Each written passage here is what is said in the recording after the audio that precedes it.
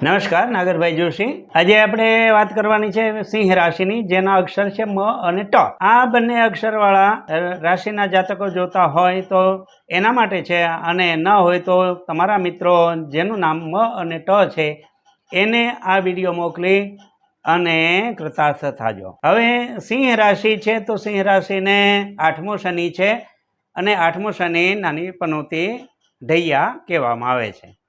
એટલે આરોગ્યની બાબતમાં થોડુંક ધ્યાન રાખવું પડશે। હવે સિંહ રાશિને કેતુ પેલો અને રાહુ 7મા સ્થાનમાં છે। કેતુ અને રાહુની સ્થિતિ એ જે બતાવે છે એ પતિ પત્ની ભાગીદારી વગેરેમાં ક્યાંક વિચારભેદ અથવા તો વૈમનસ્ય જેવું દેખાડે છે।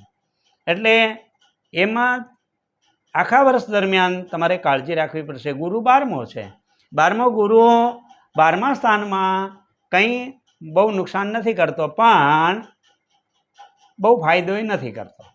હવે ગુરુ છે એ પોતાની દ્રષ્ટિથી સુખ સ્થાનને જોવે છે અને શત્રુ મિત્ર સ્થાનને જોવે છે, અને એને સાથે સાથે આરોગ્ય ભુવનને જોવે છે। એટલે લાંબી બીમારીવાળા પીરિયડ ચાલતો હશે તો એ ખતમ થવાનું છે, સુખની વૃદ્ધિ થવાની છે। મિત્રની અંદર જે કલુષિત વાતાવરણ થયું હોય એ કદાચ આ વર્ષ દરમિયાન મિત્રોને પોતપોતાની ભૂલ સમજાય અને ગેરસમજ ટાળવાના યોગ બહુ સારા છે। હવે શનિ મહારાજને જોઈ લઈએ તો શનિ મહારાજ આરોગ્ય ભુવનમાં છે, અને ત્યાંથી કર્મ ભુવનને જોવાના છે, ધન ભુવનને જોવાના છે, અને ભાગ્ય ભુવનને જોવાના છે।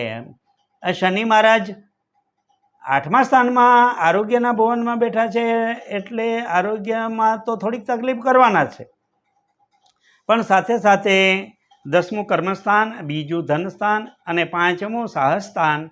સાહસમાં આળસ બતાવશે, કર્મમાં આળસ બતાવશે, અને ધન અટકીને આવશે એવા યોગ આ વર્ષ દરમિયાન રહેશે।